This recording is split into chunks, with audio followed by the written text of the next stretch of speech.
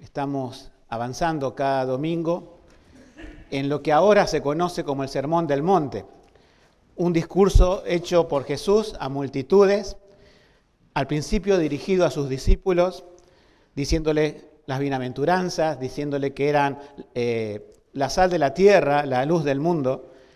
Y ahora el Señor, si bien predica a todas las multitudes, pero hace un enfoque diferente.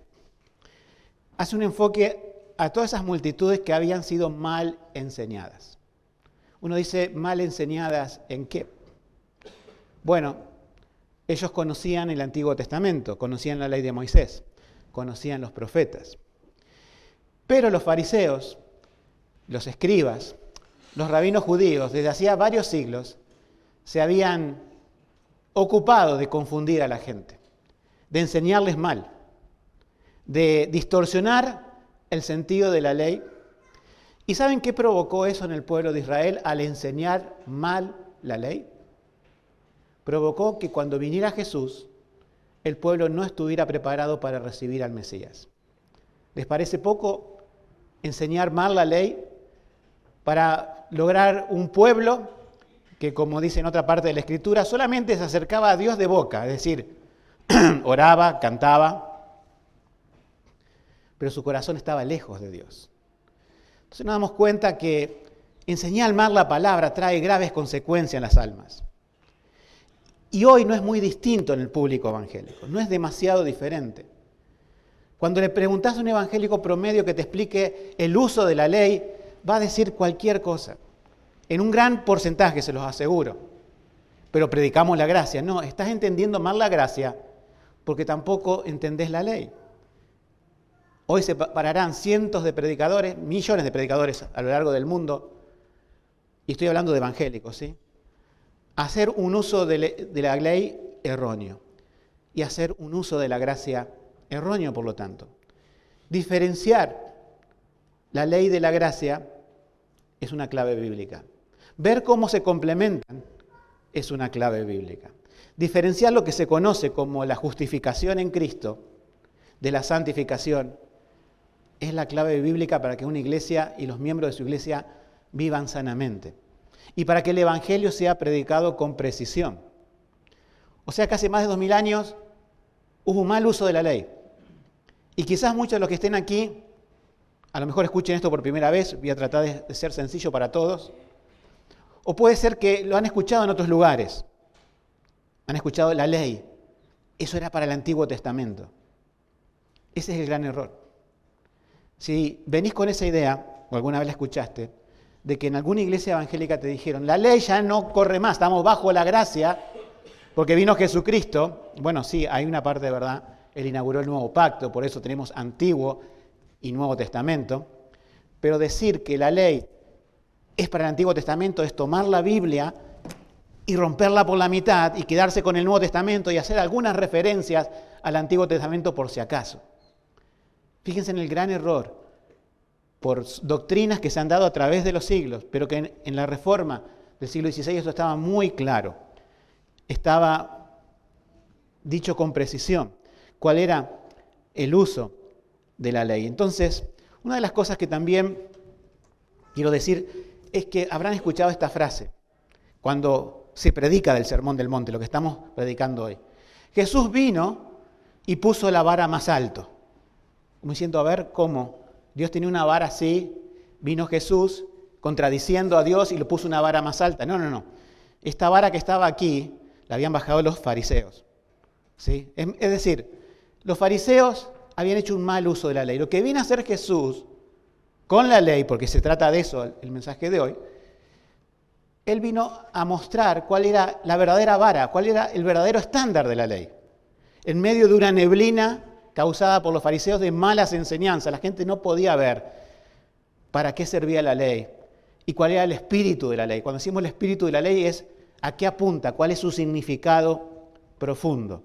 Entonces Jesús no vino, como hemos leído, si quieren podemos verlo de nuevo en el primer versículo, el 17, no penséis que he venido para abrogar la ley. ¿Por qué dice no penséis? Porque algunos ya pensaban. No he venido a abrogar la ley o los profetas, que es todo el Antiguo Testamento. No he venido a abrogar, sino para cumplir, porque de cierto os digo, hasta que pase el cielo y la tierra, Ni una jota, ni una tilde pasará de la ley hasta que todo esto suceda. Entonces, ¿qué uso tiene la ley? Principalmente, si te preguntara, y hay gente más nueva quizás, ¿dónde está la ley? Esa ley, podemos decir, moral y eterna de Dios. Bueno, creo que hasta el mundo sabe eso. Los 10 mandamientos. Como hoy vimos en el Catecismo Bautista, hay un mandamiento que también muchos tratan de sacarlo del medio, que es guardar el día del Señor, hoy, el día de resurrección, el día domingo. La ley, podemos decirlo para decirlo fácilmente, hay una parte de la ley que sí quedó abolida. Si ustedes van al Antiguo Testamento, van a encontrar que hay sacrificio de animales, que hay un montón de ritos muy específicos, muy detallados.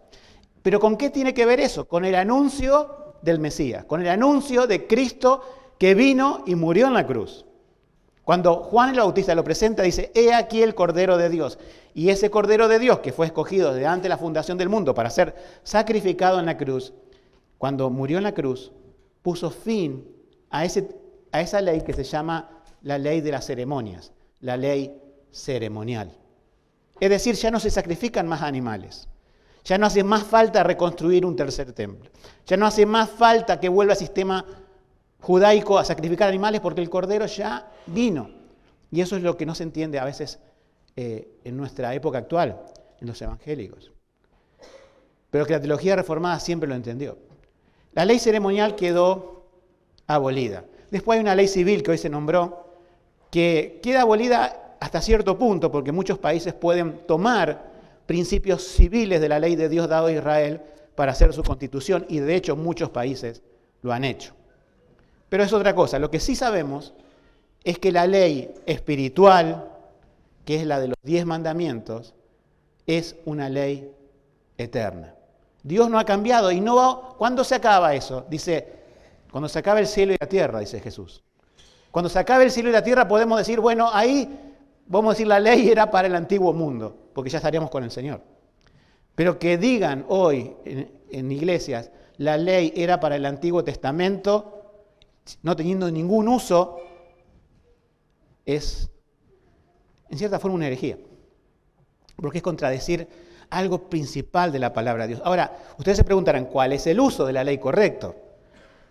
Bueno, Juan Calvino, cuando escribió la institución de la religión cristiana, él nombraba respecto a la Biblia, y nosotros tenemos que la Biblia es un espejo. Primero, la Biblia es un espejo. ¿Qué muestra la Biblia? ¿Cuál es el uso? ¿Cuáles son los 3 usos de la ley? Primero, que Dios te pone la Biblia para que vos veas tus pecados. Es un espejo que refleja ¿qué cosas? ¿Cosas lindas de vos? No. Te señala todos tus pecados. Ya con los 10 mandamientos y todas sus implicancias, no hay ningún hombre en la tierra que pueda cumplirlo. El segundo punto es de cuál es el uso de la ley. Es que te muestra, digamos, refrena el pecado en el mundo. Fíjense que, ¿por qué está prohibido matar? Porque lo dice la ley de Dios. ¿Por qué está prohibido robar? Porque lo dice la ley de Dios. Pero, ¿qué pasa con los gobiernos? ¿Qué pasa con los presidentes? Hacen un uso de la ley que piensan que es de la sociedad, pero viene de la ley de Dios, parcial. Porque también está, no adulterarás. Y adulteran. Está, no mentirás. Y mienten. Está, no codiciarás, el quinto. Y codician. Está, adorar al Señor tu Dios. Está, no tendrás dioses ajenos fuera de mí. Está, guardar el día de reposo. Y no lo hacen nada de eso. O sea que, básicamente, el mundo, en el segundo aspecto de la ley, simplemente con no matar y no robar, alcanza 2 de 10 mandamientos. Y muchas personas piensan que Dios está con ellos porque solamente guardan esos 2. ¿Y qué hay de adulterar? Bueno, ya sabemos cómo son los presidentes, los personajes políticos, los gobernadores. Habrá alguno que conozca a Dios y haga un equilibrio de lo que dice respecto a la ley de Dios, pero la mayoría no. Pero Dios todavía pone su ley en el mundo para que el mundo no se mate entre sí. Y el tercero, la ley es la guía espiritual del creyente. ¿Qué debemos hacer? ¿Cómo debemos vivir? Estamos bajo la gracia, pero esa gracia nos lleva a vivir una vida conforme a la voluntad de Dios. Entonces, resumiendo, la ley no es para salvación, pero te encamina a salvación. ¿En qué sentido? En que te muestra tu pecado, te deja sin excusas, y entonces tenés que decir, si soy culpable, ¿cuál es mi única escapatoria? Jesucristo. Aquel que cumplió perfectamente la ley, aquel que te salva por gracia, porque pagó el precio de tus pecados en la cruz y crees en Él, obviamente. Si te arrepentís de tus pecados y crees en Jesús, la culpabilidad de la ley no recae sobre vos, recae sobre Jesucristo. Ahora, en el Sermón del Monte, aquí está apuntando un poco el discurso de Jesús, a la ley como espejo, a la ley como que refrena el pecado en el mundo, a la ley para la vida del creyente. Se está refiriendo específicamente, puede tener condimento de los otros, pero muy específicamente a la primera. La ley es un espejo para conducirte, ¿no es cierto?, al mostrarte tus pecados, conducirte a Cristo, conducirlo a Él, que es el que está predicando este Sermón del Monte. Entonces vamos a ver primero el cumplimiento de la ley en Jesucristo. Segundo, vamos a ver el quinto mandamiento, no matarás. Tercero, vamos a ver el sexto mandamiento, no cometerás adulterio. Todo eso está en lo que hemos leído. Vamos a comenzar con el primer punto. Jesús dijo que no vino para abrogar la ley, sino para cumplirla. Ahora, Jesús cumple la ley perfectamente. Es el único ser humano en la tierra. Él era Dios también, ¿no es cierto? Pero aún, también la Biblia nos dice que era hombre en la encarnación. Por lo tanto, Adán falló, todo el resto de los hombres y la humanidad falló, pero solamente Jesucristo pudo cumplir la ley. En Jesucristo se dice que hay un triple cumplimiento de la ley. Él cumplió la ley de forma doctrinal, él era un maestro que no enseñaba como los fariseos mal, donde dice cualquiera que enseña esto o lo practica también será llamado pequeño en el reino de los cielos, y cualquiera que los enseñe bien y así los hace será llamado grande en el reino de los cielos. Jesús era aquel que interpretaba la ley correctamente.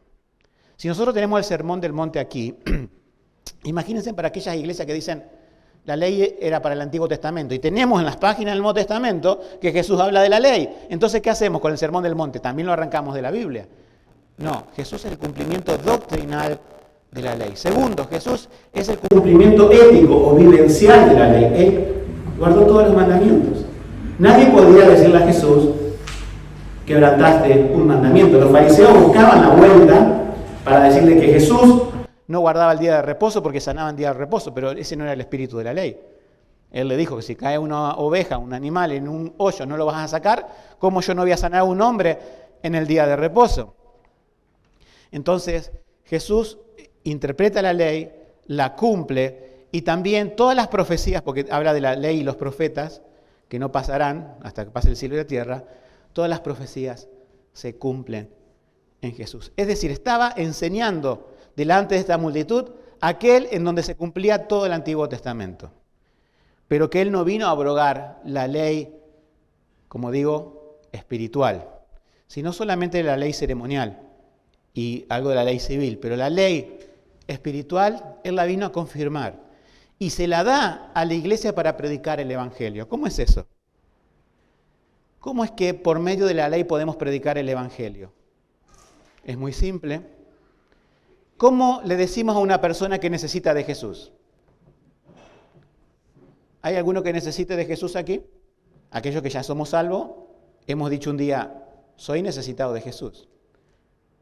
Pero ¿hay alguno que nunca se le planteó esto? Es decir, sos un necesitado de Jesús. ¿Por qué? Porque sos un pecador. Seguramente mentiste, seguramente adulteraste, o mentalmente, o vivencialmente mataste. Capaz que quizás no carnalmente, pero sí pensaste. No estás exento delante de Dios de pecado. Sos culpable. El Evangelio consiste en esto, en mostrar la culpabilidad. El Evangelio no es decir, bueno, vengan las personas, tenemos una buena música, un buen ambiente, relacionate socialmente porque eso te va a hacer bien a tu vida y Jesús vino para bendecirte. Eso no es el Evangelio. El Evangelio es mostrarte tu pecado. Si sos culpable, La ley sirve para eso. Si hay alguna duda, si alguno quiere decir, no, pero yo soy una buena persona, vamos a la ley y vas a ver que no sos una buena persona, naciste en pecado como yo. La ley nos pone a todos bajo la misma línea. Somos todos pecadores. Ahora, ahí no se termina la historia, porque la predicación del Evangelio incluye la ley en el sentido que te deja desprovisto de toda justicia propia.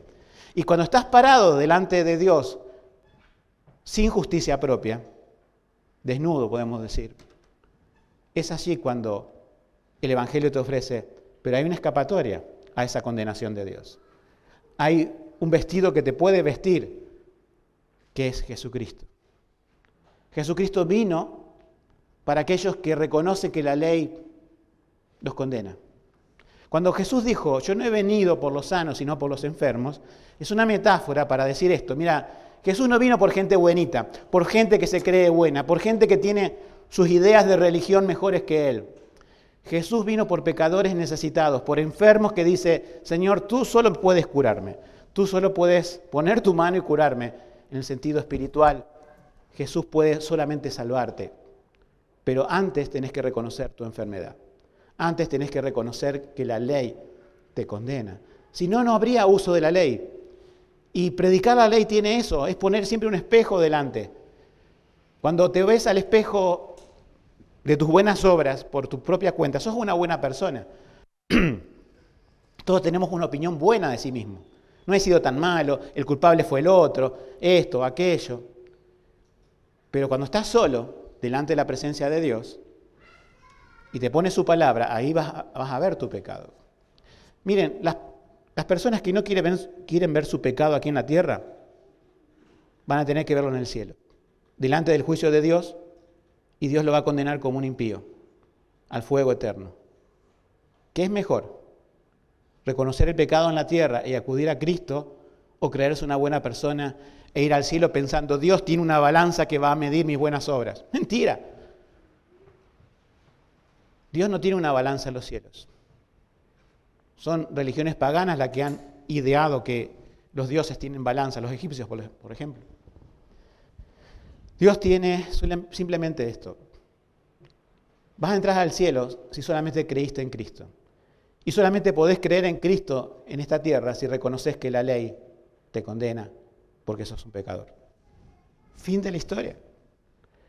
El Evangelio entonces no decirle a las personas vengan para sentirse mejor, sino es vengan para ser salvas en Jesucristo.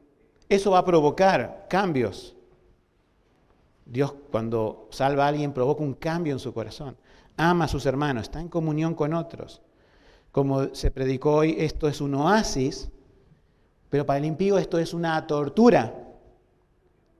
Estamos aquí en la esquina de Mitre y Cerrito, un lugar que tiene muchos colectivos. ¿Y cuánta gente viene? Cae así y escucha y queda, porque dice, eso es lo que estaba buscando. Estaba buscando la palabra de Dios.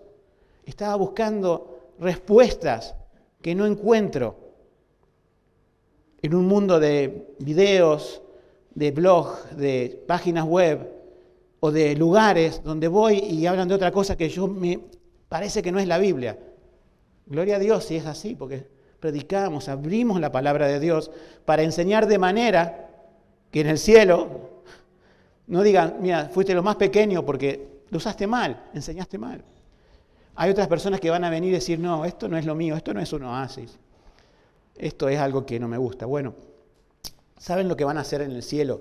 Los creyentes van a cantar, van a adorar a Dios, no van a tener que luchar más con su pecado y van a escuchar la misma voz de Dios, que hoy la tenemos a través de la palabra.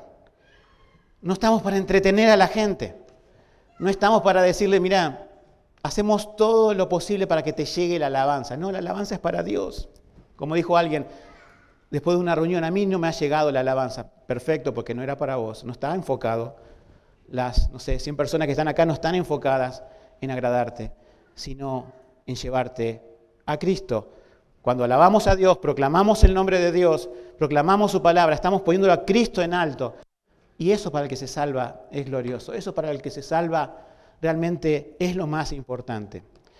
Hay dos usos malos de la ley que les quiero decir que se usa, y ustedes habrán escuchado esta palabra. Quizás la primera le es familiar, la segunda no le va a ser familiar, pero los voy a explicar un poco. Porque como introducción Jesús está hablando acerca de que el cielo y la tierra no pasarán, acerca de los que enseñan mal, y también fíjense, para tener un poco más de idea, que está haciendo el uso del espejo de la ley. Fíjense en el versículo 20. Porque os digo que si vuestra justicia no fuere mayor que la de los escribas y fariseos, ¿qué dice? No entraréis en el reino de los cielos. Obviamente es un comentario irónico. No es que tenés que ser mejor que los escribas y fariseos, porque algunos decían, pero ¿cómo voy a ser más santo que esa persona que tiene una túnica, que se para en la sinagoga y que es el referente del pueblo? Pero por dentro, Jesús dice, es como un sepulcro blanqueado. Por dentro está lleno de huesos de muertos. Están con sus túnicas así, pero enseñaron mal durante siglos y lo siguen enseñando mal mientras estoy yo en la tierra, diría Jesús. Su justicia tiene que ser mayor que la de ellos, en el sentido de que ellos están enseñando mal. Están enseñando mal la ley, mal la justicia de Dios. Y cuando Jesucristo cumpla su justicia en la cruz de morir, mucha gente que siguió a los fariseos y no cambió su forma de pensar ni prestó atención a las palabras de Jesucristo, van a menear la cabeza, como pasó en la cruz, diciendo, no, este no es el Mesías que yo esperaba. Este no es el rey que yo esperaba. Jesús viene a decir, bueno, si vos querés seguir el camino de los fariseos, te vas a perder, no vas a entrar al cielo. Tiene que haber una forma diferente de pensar, una justicia mayor, que es la que estoy enseñando. Ahora, Jesús está enseñando en la ley, y yo creo que estas dos palabras que voy a decir ahora, una la conoces, legalismo. ¿Quién conoce la palabra legalismo? Creo que muchos. Ahora voy a decir una palabra más difícil. Antinomianismo, o sea, antiley. Es una forma de decir antiley. Antinomos es ley en griego. Antinomianismo. Uno dice, ¿qué es esto del antinomianismo y del legalismo? Bueno, son los dos extremos de la gente que mal interpreta la ley. Empecemos con el legalismo. ¿Qué es el legalismo? Mucha gente lo aplica mal. Y quizás en nuestra iglesia también lo estamos aplicando mal a veces, porque he escuchado a muchas personas diciendo, vos sos legalista. A ver, ¿qué es legalismo? Legalismo es querer ganar el favor de Dios por medio de obras. Es querer alcanzar la salvación por medio de méritos humanos. Es decir, ganarse la salvación con obras. Pero ¿saben a qué llaman el legalismo hoy? Nosotros vimos que en la teología reformada hay un tercer uso de la ley. ¿Y ese tercer uso de la ley para qué es? Para cómo vive el creyente. Para guía espiritual del creyente. Para norma espiritual del creyente. Entonces, cuando alguien de los hermanos está pecando en algo y vienen con la ley a decirle, mira, esto según la palabra de Dios está mal por esto. Hay que ir con amor, obviamente, pero hay que decir, esto está mal. Entonces, por lo general, la persona, cuando tiene una mala interpretación del legalismo, dice, no, vos estás siendo legalista. No, estoy haciendo el tercer uso de la ley, que es la santificación. Te lo digo para tu santificación, para el bienestar de tu vida espiritual. Haría mal uso de la ley, sería un legalista si diciendo, mira, si vos seguís cometiendo esto te vas a ir al infierno. Bueno, depende, porque si una persona se involucra en pecado y no quiere arrepentirse nunca, nunca fue creyente, obviamente. Pero el creyente puede caer en algún pecado y tiene que ser corregido. ¿Para qué? Para santificación. No le estamos diciendo a las personas, miren, ustedes tienen que hacer esto, esto. Hoy hablamos del cuarto mandamiento, de guardarlo, por eso estamos hoy en la casa de Dios. Pero no te vas a salvar de esta forma. Obedecer el cuarto mandamiento es la consecuencia de ser salvo, de tener en alta estima las palabras de Dios, las palabras de Cristo. Legalismo sería como hacen los adventistas, diciendo, vos no guardás el sábado, vas a ser condenado al infierno. No es así. Nosotros decimos, hay que guardar el día domingo, pero no estamos diciendo que eso te lleva al infierno. Estamos diciendo que conocer a Cristo como Salvador te lleva a tener en alta estima sus mandamientos. Jesús dijo, si me amáis, guardad mis mandamientos. Sus mandamientos no son solamente el Nuevo Testamento, son toda la Biblia. Él es autor de la Biblia, es el Verbo encarnado, pero también es la palabra de Dios. Entonces, tengamos cuidado cuando usemos la palabra legalismo. Pensemos, ¿la estoy usando bien? ¿La estoy usando en un contexto bíblico? El legalismo en realidad hace creer que uno puede compensar los pecados por medio de buenas acciones. O sea, yo hago esto y compenso y me quedo con este pecado. No es así. Distorsiona la gracia porque en lugar de depender de Cristo, lleva al alma a depender de sí misma. Algunos pueden ser autoperfeccionistas para creer ganar el favor de Dios y ya son salvos, ¿sí? Esa es una forma de legalismo también. Es no depender de la gracia y estar siempre buscando una forma de vivir como en una cuestión de que estoy siempre alerta de los demás buscando algún pecado. No, debemos velar por los demás, debemos exhortar a los demás, debemos amar a los demás, pero no somos los jueces. Hay un solo juez, que es Dios. Nosotros debemos procurar el bien de la iglesia. Primero, mostrándome como ejemplo. Si algo aprendemos de Jesucristo, es que Él era el cumplimiento de la ley. Nosotros somos un cumplimiento imperfecto de la ley. Pero siempre exhortando, considerándonos a nosotros mismos. No vaya a ser que seamos tentados y caigamos en pecado, de creernos superiores a los demás. Yo sé que siempre alguno que va a ser corregido te va a llamar legalista, pero ten en cuenta que si estás cumpliendo la voluntad de Dios, si lo estás haciendo en amor, en humildad, considerándote a vos mismo, y estás haciendo un buen uso de la palabra, no sos legalista, sos cristiano, ¿sí? Y hermano, si alguna vez eres reprendido en algún pecado, no acuses de legalista al otro. Ve a la ley y mira si realmente estabas haciendo las cosas bien. Realmente estabas haciendo las cosas mal. Vamos a hablar de la otra palabra, menos conocida por nosotros, antinomianismo, es decir, sin ley. Bueno, esto está también en el pueblo evangélico diciendo, bueno, no estamos bajo la ley, bajo la gracia, y pasó en el tiempo de Pablo, de que vamos a cometer pecados para que vengan bendiciones de Dios. Y Pablo dice, no, están locos, no puede pasar eso. La gracia no es la excusa para pecar, no es la excusa, la gracia para minimizar la santidad de Dios. Seguimos luchando con el pecado, pero el antinomiano dice, bueno, como estamos bajo la gracia, nuestra lucha con el pecado no es tal. Como le pasó a Pablo, diciendo, ustedes están pecando, con la excusa de decir, bueno, estamos bajo la gracia. Bajo la libertad de conciencia que muchos defienden hoy, dice, no, esto es libertad de conciencia, pero es un pecado. O sea, la libertad de conciencia Dios la da. Cada cual es libre en muchos aspectos. Pero cuando te salís del aspecto de la palabra de Dios y alguien te señala el pecado, eso no es libertad de conciencia. Eso es pecado. Entonces, ¿cómo malentiende hoy una gran parte de la cristiandad la ley? La entiende bajo el legalismo, iglesias estrictas, pero que usan esa palabra estricta para atar a las personas a un temor y a un cumplimiento malo de la ley sin explicaciones, a un comportamiento externo sin apuntar al corazón, como hacían los fariseos. Eso eran legalistas. Cuando decimos legalistas se nos viene la idea del fariseo. Pero después, una parte de los gentiles que creyeron en el Evangelio se volvieron antinomianos. Es decir, bueno, no estamos bajo la ley, estamos bajo la gracia. Entonces muchas iglesias, ¿sí?, no aplican la disciplina. ¿Qué más fácil hacer crecer una iglesia sin poner ningún filtro?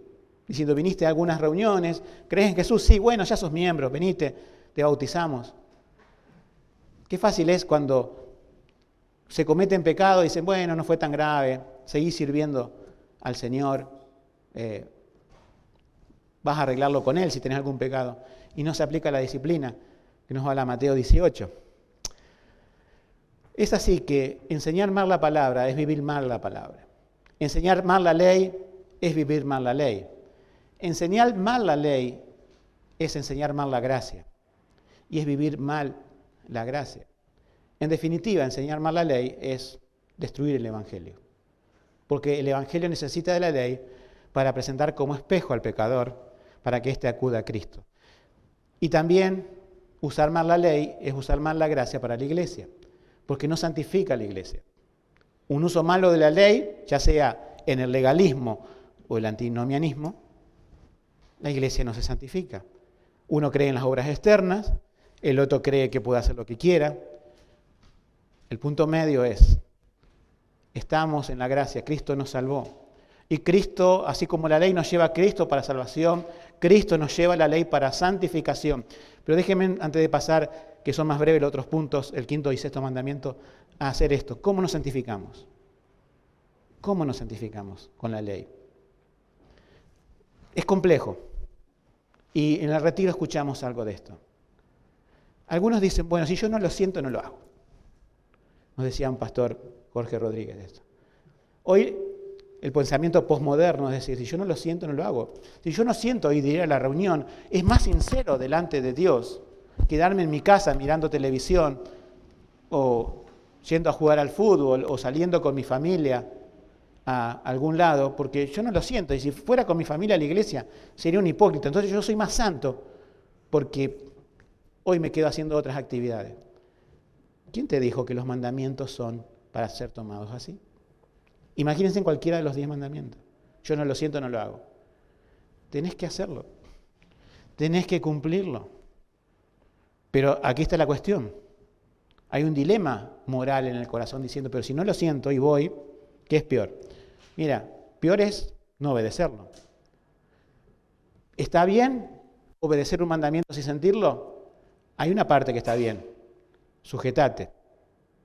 Porque, por ejemplo, en el ejemplo que puse recién, no siento de venir a la casa de Dios. Tenés una rebelión con el Señor. O sea, estás considerando otros ídolos en vez del Dios verdadero y venirlo a adorar acá a su casa, con otros hermanos. Pero al ir, aunque no lo sientas, lo que se cante, lo que se ore, lo que se lea de la Biblia, lo que se predique, va a llegar a tu corazón y te va a cambiar eso. El Espíritu Santo va a utilizar la palabra de Dios para convencerte de tu pecado. Y vas a decir, no, qué bueno que vine. Qué bueno que no hice caso a mi carne y decir, me quedo en mi casa porque no lo sentía. Vine sin un sentimiento, vine sin ganas, pero termino la reunión diciendo, verdaderamente Dios está aquí. Dios está en su palabra. Cantamos a Dios. Y esa persona termina pidiéndole perdón a Dios por el mal sentimiento. Imagina que puse un ejemplo nomás. Multipliquen todos los ejemplos de decir, no lo hago porque no lo siento. Sáquense esa idea de la cabeza de este mundo posmoderno.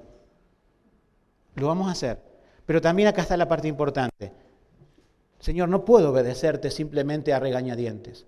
No puedo hacer tu voluntad. ¿Qué tengo que hacer? Crucifica tu carne y depende de Cristo. Le pedís al Señor, Señor, quiero guardar este mandamiento. Señor, no quiero mirar a otra mujer. Ayúdame. Dependo de tu gracia. Alguno puede decir, bueno, me voy y me instalo como un monje fuera de la ciudad.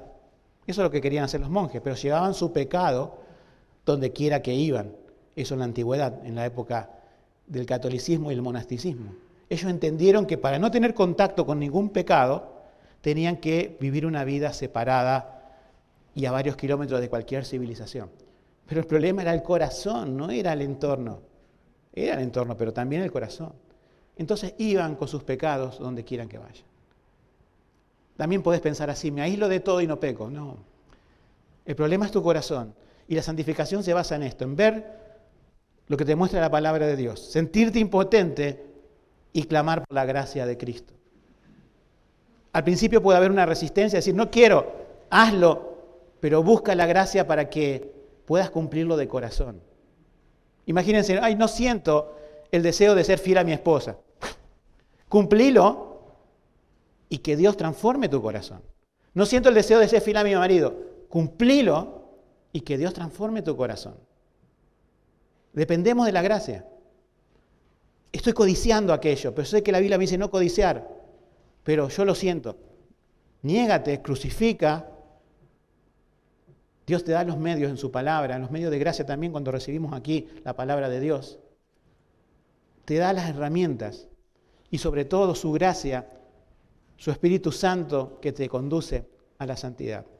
Digo esto porque algunos dicen, bueno, lo que predican, que hay una ley para la vida de creyente, en realidad le están diciendo a las personas que fueron salvos por gracia, pero mantienen su vida mediante las obras. La ley es una norma para nuevamente mirar a Cristo. Entonces, les digo a los que ya saben un poco más de teología de hace años, vieron que hay una frase que la dije hoy en la predicación. La ley te conduce a Cristo para salvación, Cristo te conduce a la ley para santificación. Pero no es tan así. Toda la parte primera está bien. Cristo te conduce a la ley para santificación. Y cuando clamás, miserable hombre de mí, Cristo te conduce a la santificación. Es la gracia unida con la ley. Nunca vamos a poder hacer esto. Fui salvo por gracia y ahora Dios te abandona sin su espíritu, sin su palabra, sin los medios de gracia para que luches contra tu propio pecado. ¿No funciona así? Acá Dios te da las herramientas. ¿Y por qué caminamos juntos, hermanos? ¿Por qué estamos en una iglesia? ¿Por qué cada cual no está viendo videos en su casa? Porque queremos exhortarnos unos a otros. Queremos animarnos mientras vamos caminando a la patria celestial diciendo, vamos al Señor, a un cielo de santidad. Vamos a corregirnos, vamos a amarnos, vamos a tratar de ir para adelante, pero siendo Cristo nuestro estandarte, nuestra bandera, nuestro capitán. Vamos, esto va a ser un poco más breve, al quinto mandamiento, pero tiene muchas cosas, ¿sí? Dice que cualquiera que llama raca a su hermano es culpable del juicio. Lo hemos leído y uno dice, ¿por qué raca? Bueno, imagínense que Jesús está hablando en arameo. Esto fue escrito en griego por Mateo. Él está destacando la palabra raca, porque Jesús hablaba todo en arameo, no es que dijo una palabra especial, pero sí dijo una palabra que uno dice, bueno, ¿qué significado tendría hoy para nosotros la palabra raca, esa palabra aramea? No es una palabra que usemos en Argentina, pero sí lo usan creo que en Centroamérica, cabeza hueca. ¿Conocen la palabra? Sos un cabeza hueca, y parecería ser una soncera, ¿no es cierto? Cabeza hueca. Porque la palabra raca quiere decir eso, hueco. Sin nada de Dios dentro. Sin la imagen de Dios dentro. Entonces cuando uno decía raca, con todo el sentido y la carga emocional, estabas diciendo a la persona, no sos una persona, sos un animal. Los animales no tienen la imagen de Dios impresa en su espíritu. Jesús cuando dice, oíste que fue dicho no matarás, pero yo os digo, no está haciendo un uso distinto, está diciendo que cuando el quinto mandamiento dice no matarás, implica todas las derivaciones del no matarás. Implica no enojarse, como dice, sin razón contra su hermano. No llamarlo raca. No vivir una vida de enemistad, porque dice, antes que presentes tu ofrenda, ve y reconcíliate con tu hermano. Entonces, la violación al quinto mandamiento también es ¿qué? La enemistad. O sea, no es solamente matar, agarrar una pistola y un arma, si yo no hago eso. Hay gente que lo hace, por eso está presa. Pero las derivaciones de eso, la Biblia nos muestra que son malas. Ya sea verbalmente, de pensamiento, de enemistad, de indiferencia. Estás matando al hermano. Entonces, la persona está violando el quinto mandamiento. Entonces, con que diga, yo no maté, obviamente tiene consecuencias diferentes, ¿no es cierto? Las consecuencias son diferentes, pero lo que nos muestra Cristo es todo el pecado que incluye matar. ¿Qué querían hacer los fariseos con Jesús? Matarlo. ¿Eran pensamientos homicidas? Sí, sentían celos de él. Entonces, aquellos que enseñaban la ley diciendo yo no mato, que lo maten los romanos, ya lo habían matado a Jesús 1 y 1000 veces en su corazón, mientras predicaba en las calles, mientras predicaba en el templo, mientras estaba en la sinagoga. Los fariseos se habían convertido en homicidas. Y mucha gente pensaba que, bueno, ellos nunca mataron, por lo tanto no son culpables del quinto mandamiento. Cada uno de los que está aquí en algún momento de su vida rompió el quinto mandamiento. Hay muchas personas que han matado y han venido al Evangelio, han tenido que pagar su precio con la justicia terrenal, pero la gracia celestial los trajo. Pero otros quizás nunca mataron a una persona y dicen, bueno, de esto no me perdonó Dios porque no he matado, pero lo has matado de otra forma. Y es más, si tenés enemistades con alguien, fíjate que también estás violando el quinto mandamiento. Vamos al sexto mandamiento. No cometerás adulterio, Éxodo 20:14. Jesús dijo, oíste que fue dicho anteriormente, ¿no es cierto?, a los antiguos, no cometerás adulterio. Pero yo digo que cualquiera que mira a una mujer para codiciarla, ya adulteró en su corazón. Entonces esto es muy claro, ¿no es cierto?, que obviamente tiene consecuencias diferentes, caer en adulterio físico a pensarlo, pero pensarlo es un pecado. Y la pornografía, por ejemplo, es ese pecado que lleva los mismos pasos del rey David. El rey David no pecó con Betsabé así de una, como decimos, sino que estuvo viendo desde su terraza. Entonces nos preguntamos, quizás fue la primera vez, fue varios días, no lo sabemos, pero sí sabemos su triste fin, que pecó con Betsabé, y fue uno de los pecados que puso en inestabilidad su reino, aparte de que también mandó a su esposo para que luchara en el frente de la batalla, ¿no es cierto?, Urías, un hombre no experimentado en guerra, y era una muerte segura, por lo tanto es como que conspiró para matarlo. Los dos pecados que nombra Jesucristo, matar y adulterar. Entonces, incluso mirar a cualquier mujer con el deseo, ¿no es cierto?, de adulterar es pecado. Algunos dicen, bueno, pero la mujer se viste sugestivamente, con más razón, y quizás otra no se vista sugestivamente, e igual está el adulterio mental. Las dos cosas no son justificables, ninguna de esas cosas. Jesús no es que sube el estándar, vuelvo a decir, sino que da todas las implicancias del pecado del adulterio. Y va a este extremo, que es un recurso literario que se llama hipérbole, es decir, poner de máximo algo como cortarse la mano y como sacarse el ojo. ¿Cómo dice aquí? Fíjense en que es el uso que yo dije del espejo, porque está en juego la vida. 29, y si tu ojo derecho te es ocasión de caer, sácalo y échalo de ti.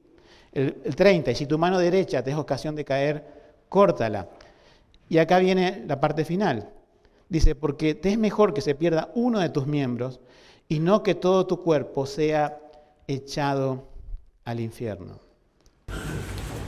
Es una cuestión eterna, el de abandonar el pecado. ¿Cuántas personas dicen, yo quiero seguir a Jesús, yo quiero ser cristiano, pero están en una relación ilícita, no la largan, y no cambian la situación? Van a ser condenados. Pero eso es doloroso. Tengo que casarme, tengo que hacer las cosas como corresponde, tengo que dejar a esta mujer, tengo que dejar a este hombre. Sí. ¿Cuántos han sido disciplinados a lo largo del tiempo porque se hicieron miembros de la iglesia, dijeron creer en Jesús, y un buen día se les presentó un hombre o una mujer? Y en vez de hacer las cosas bien, considerar si eran el Señor, en vez de casarse con alguien creyente, no, tomaron todo por su cuenta, fornicaron, se alejaron de la iglesia los llama a arrepentimiento, no van y están allá bien lejos, abrazando su pecado y no cumpliendo la parte de decir, sí, es doloroso oponerse a eso. Es doloroso oponerse a aquel que está soltero diciendo voy a quedar solo, entonces ve una mujer o un hombre y ya parece que es lo último de la tierra. Depende. Si el Señor te quiere dar un compañero o una compañera y quiere hacer las cosas bien o quiere hacer las cosas de tu manera. Y cuando las personas se inmiscuyen sentimentalmente en una relación sexual, tienen que cortarlo. Pero Señor, ¿significa sacarme un ojo y cortarse la mano? Sí. Así de radicales. Si querés pedir perdón por tus pecados, tenés que odiar ese pecado. Dios te lo muestra en su palabra. Y no puedes encogerte de hombro y decir, bueno, cuando quiero, lo hago. No. A eso se refiere el estándar de la ley. Mucha gente dice, bueno, yo no voy a comparecer delante de Dios de determinado pecado porque no lo hice, pero también lo pensaste. Es lo mismo. Muchas personas van a llegar a la presencia de Dios queriéndose justificar, pero la única justicia que podemos exhibir delante de Dios es la de Cristo, y esto se hace en la tierra, creyendo en Él, abandonando su pecado. Cuando nosotros predicamos el Evangelio, es doloroso. Le estamos diciendo a la persona, renuncien a este mundo, sigan a Cristo, dejen de caminar por el camino ancho, pero eso es doloroso. No le digas eso a las personas, pastor, no, es que eso es lo que nos dice Cristo que debemos de decir. Es doloroso, pero es necesario. El joven rico no siguió a Jesús porque era doloroso para él dejar todas sus posesiones y se fue triste. Y así muchas personas se acercan al Evangelio, escuchan una predicación desde aquí y dicen, no, esto es muy doloroso para mí, y se alejan. Pero créeme que en el día del juicio Dios lo va a usar para decir, mirá, estuviste tal domingo en tal iglesia, se te dijo, esto es la claridad del Evangelio, y no quisiste. No quisiste abandonar el pecado e ir a Cristo. Una última parte de esto, fíjense que habla del divorcio. Uno dice, ¿qué tiene que ver el divorcio? Bueno, leámoslo. Esto se podría hacer un estudio muy extenso, pero le voy a hacer muy sencillo para terminar el mensaje. Versículo 31, también fue dicho, cualquiera que repudie a su mujer, dele carta de divorcio. Pero yo os digo que el que repudia a su mujer, excepto, hay una excepción, por causa de fornicación, hace que ella cometa adulterio, y el que se case con la repudiada comete adulterio. Bueno, la Biblia habla del hombre, ¿no es cierto?, y de la repudiada, pero es viceversa, sabemos, ¿no?, que es viceversa. ¿El divorcio es bíblico o no es bíblico? Depende. Ahí está la excepción. Muchos no quieren ver la excepción, y muchos quieren decir, bueno, está la excepción, pero no habla de recasamiento, está en el texto. Cualquiera que se case, de nuevo. ¿Cuál es la regla acá? Bueno, ¿qué había pasado con los fariseos? Cualquiera que repudie a su mujer, dele carta de divorcio. Más o menos funcionaba así, te lo digo en criollo, en argentino. Quizás se cansó de su mujer, el fariseo. Quizás codicia a aquella joven, quizás 10 años menos, 20 años menos, y dice, yo tengo que estar con aquella mujer, pero no puedo adulterar. Entonces voy a buscarle excusas a mi esposa para repudiarla y darle carta de divorcio porque no sos buena en esto, en esto, en esto, en esto. Y así lo hacían. En el tiempo de Jesús, muchos se casaban legalmente repudiando a su esposa, pero Jesús dijo, no se puede hacer eso. Lo que Dios unió, no lo separa el hombre. No trates la forma legal como hacen algunos abogados para sacar a criminales de prisión. No inventes una forma legal para adulterar. Eso era lo que enseñaban los fariseos. Entonces, ¿cuál es la única excepción? Si el otro cónyuge cae en adulterio. Si el otro cónyuge cae en adulterio, sí dele carta de divorcio. Si el otro cónyuge cae en adulterio en aquel tiempo, podían hacer cumplir la ley de apedreamiento y moría. Y quedaba libre para casarse. Entonces, la enseñanza bíblica es simple. El divorcio solamente es lícito si una de las personas adulteró y la otra puede repudiarla con justa causa delante del Señor. Y como se considera muerta delante de sus ojos, puede casarse con otra persona. Muchos no estarán de acuerdo en esa posición, pero la Confesión de Fe de Westminster, hace 4 siglos, trata este tema. Léanlo aquellos que quieran aprender un poco sobre divorcio y recasamiento. La Iglesia del Señor ha tratado esto durante mucho tiempo, con todas las implicancias bíblicas, no solamente la parte aquí de Mateo. Pero ¿por qué Jesús mete el tema del divorcio? Bueno, porque era parte de romper el de adulterar. Porque dice, el que se casa con la repudiada encima, que capaz que no fue una cuestión de adulterio, también comete adulterio. Tanto el que se casa como la repudiada. Y el que quedó repudiando sin una causa bíblica también comete adulterio. Yo sé que hay a veces personas que conocen al Señor cuando ya están en una situación de divorcio, cuando ya han tenido un pasado detrás. Bueno, eso es diferente. Conoces al Señor ahora. Ahora el Señor, si te salvó verdaderamente, vas a vivir con respecto a su palabra. No vas a poder corregir los pecados pasados. El Señor no te va a echar en cara los pecados pasados. Pero a partir de ahora vas a vivir con un entendimiento del Evangelio, con un entendimiento del matrimonio. Muchas personas vienen a preguntarme muchas veces acerca del divorcio, pero el problema es que no entienden el matrimonio. Jesús habló esa parte del divorcio, pero la mayoría de las veces enseñó acerca de lo que Dios ha unido. Para terminar entonces, Jesús, ¿no es cierto?, aborda el tema de la ley como algo que nos conduce a ver nuestro pecado y justamente nos conduce a Él mismo, a Cristo. Nosotros tenemos, ¿no es cierto?, que el uso de la ley correcto se puede hacer en la iglesia, se puede hacer como una norma de vida, pero no en un legalismo de decir, bueno, me gano a favor de Dios, sino que ya lo gané a favor de Dios en Jesucristo, y Cristo clamo a Él para que pueda vivir una vida santa. Termino con 3 preguntas. ¿A alguien que no conozca al Señor? Te pregunto, ¿estás confiando en tu justicia exterior? ¿O estás dispuesto a reconocer que solo en Jesucristo podés obtener salvación y un corazón puro? ¿Cuál es el ojo que debes sacar? ¿Cuál es la mano que debes cortar? Lo estoy diciendo en el sentido metafórico, ¿no? ¿Cuál es el pecado que estás enredado, pero que te impide ir a Cristo porque no querés soltarlo? 2 exhortaciones para los creyentes. Hay actitudes ocultas en nuestros corazones que son una violación a la ley de Dios, y a veces esto sin que lo noten los demás. Por eso debemos ir hoy al Señor y pedirle perdón por cualquier pecado, ya sea de comisión o de pensamiento. O peor, a veces los creyentes están usando mal la gracia. La gracia te tiene que motivar para la santidad, no te tiene que motivar para tolerar el pecado. Muchas veces decimos, bueno, tenemos que cambiar tal y cual cosa. Quizás luches con ese pecado toda tu vida, pero presenta una lucha decente, como decía John Owen.